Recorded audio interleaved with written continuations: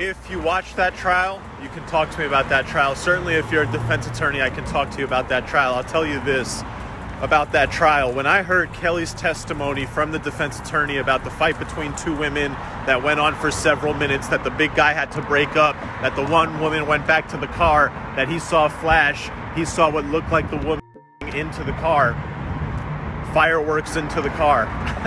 When I heard all that, to me, reasonable doubt was there. That was the pivotal, seminal moment in the courtroom. Then the prosecutor went out there, and the prosecutors and got him to say, or I don't know if the prosecutor said it, but it was the little man 4 or 5 times, and he was shooting with his arms outstretched like this. And everybody's kind of like, wait, what? And you couldn't put the two together.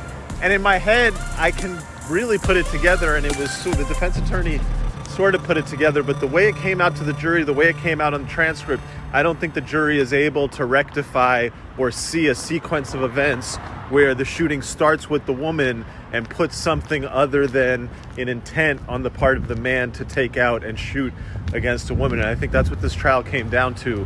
Prayers to Tori's family. I saw reasonable doubt in that trial. The jury, did they get it right? Did they get it wrong?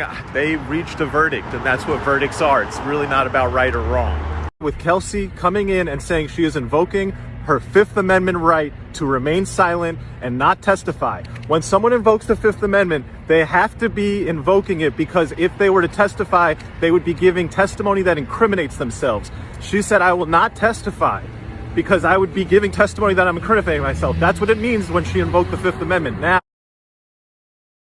the government offered her immunity. They said that we will not prosecute you and use this testimony against you, so please testify. Her lawyer came back and said, well, that's not good enough. I don't want you to just not use her testimony against her. I want you to confirm to me that you will not prosecute her for any crimes arising out of this instance, out of this situation. The prosecutors said, yes, on the record, we will not be charging Kelsey for anything that came out of this incident. And then she testified. I'm going to go over the whole testimony in the next video, but here's the piece that we just left off at lunch. The courtroom is just, I can't even explain the tension. They asked her, at one point, did Tori ever say that I'll shoot you?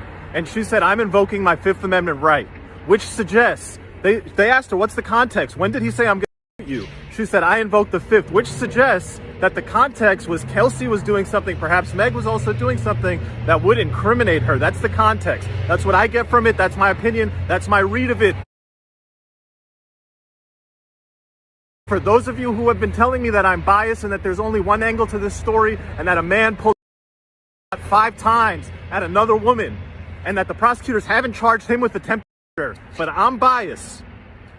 If you believe the story that a man pulled 5 times at another woman, he hasn't been charged with attempted murder, and now you have another woman in the car saying, I plead the Fifth.